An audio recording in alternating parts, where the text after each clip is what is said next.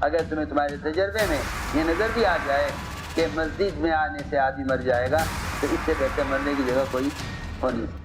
अल्लाह के वली इस ज़माने के अगर किसी ने छेड़ा है तो खुद अल्लाह के साथ उसने ऐलान जंग की है। कोई बात नहीं, हमें परेशान होने की ज़रूरत नहीं, अल्लाह खुद निमटने के लिए काफ़ी है।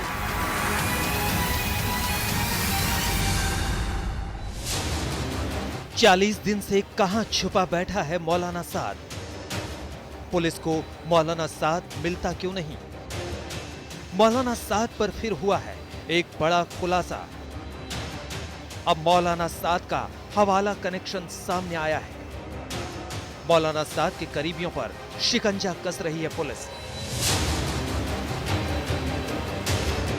देश की राजधानी दिल्ली में जैसे ही कोरोना का जिक्र आता है, सबसे पहले निजामुद्दीन मरकज के हेड मौलाना साद का नाम आता है।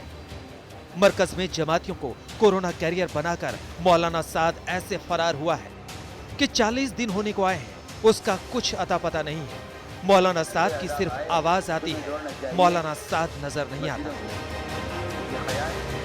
और अब मौलाना साद के गुर्गों ने यह भी कहना शुरू कर दिया है कि मौलाना साद को परेशान करने वालों को खामियाजा भुगतना पड़ेगा। यकीन नहीं आता, इस ऑडियो को सुनिए। अल्लाह के वली इस ज़माने के अगर किसी ने छेड़ा है तो खुद अल्लाह के साथ उसने ऐलान जंग की है। कोई बात नहीं, हमें परेशान होने की जरूरत नहीं, अल्लाह खुद निमटने के लिए काफी। हम किसी के लिए बद्दुआ नहीं करते, हम तो सबके लिए खैर की दुआ करेंगे। लेकिन इतनी बात समझ लें, हम साथियों को क्या करना है, क्या करना है, सब्र से काम लेना है इंशाल्लाह।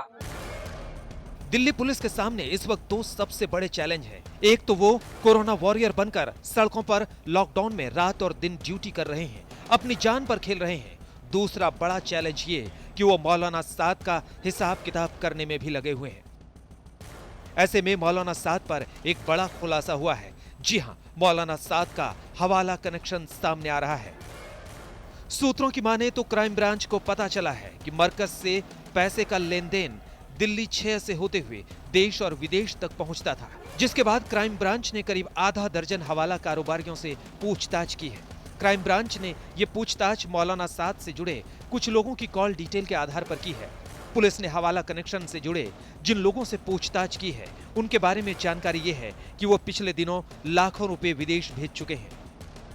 क्राइम ब्रांच के रेडार पर 100 से ज्यादा बैंक अकाउंट है जो मौलाना साद और मरकज से जुड़े हुए हैं। क्राइम ब्रांच का साफ तौर पे यही कहना है कि इन तमाम बैंक अकाउंट के बारे में जानकारी हासिल की जा रही है। साथ ही साथ मरकज में जो जमाती शामिल हुए थे, जो विदेशी थे, उनके बैंक खातों पर भी क्राइम ब्रांच की नजर है। तो जाहिर सी बात है, क्राइम ब्रांच का शिकंजा लगातार मौलाना साद पर कसता जा रहा है। क्राइम ब्रांच ने अब तक मौलाना साद को 4 नोटिस भेजे हैं। सूत्रों की माने तो अब तक मौलाना साद ने जो सवाल क्राइम ब्रांच ने नोटिस भेजकर पूछे हैं, उन सवालों के सही जवाब नहीं दिए हैं। सूत्रों के मुताबिक मरकज कार्यक्रम से पहले मौलाना साद के अकाउंट में बड़ी रकम आई थी। मौलाना साद के एक करीबी जो कि बैंक का सारा काम देखता था, उसे बैंक ने इस बाबत टोका भी था। सऊदी अरब और बाकी देशों से खाने पीने के नाम पर कैश आना शुरू हुआ। दिल्ली पुलिस की क्राइम ब्रांच ने मरकज को नोटिस जारी कर जानकारी भी मांगी थी, लेकिन मौलाना की तरफ से कोई खास जानकारी नहीं मिली। क्राइम ब्रांच मौलाना साद के हर उस राजदार तक पहुंच रही है जिससे उसका कनेक्शन था। साद के बेटे से पूछताछ हो चुकी है। अब क्राइम ब्रांच ने दिल्ली के जाकिर नगर इलाके में मौलाना साद के करीबी नेटवर्क से जुड़े 2 लोगों से पूछताछ की है। उनके बारे में कहा जाता है कि इनका मौलाना साद के घर काफी आना जाना है। क्राइम ब्रांच को 20 ऐसे लोगों के बारे में पता चला है जो मरकज में आने जाने वाले जमातियों की व्यवस्था से जुड़े थे।